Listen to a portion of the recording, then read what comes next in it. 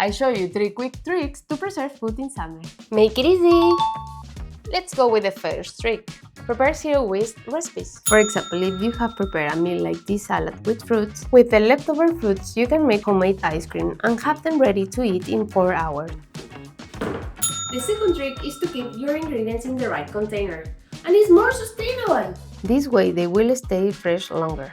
Cover all kinds of fruits with the flexible lids, or store them in the Lékué glass storage totally airtight. If you want your favorite ingredients to last forever, this is the trick.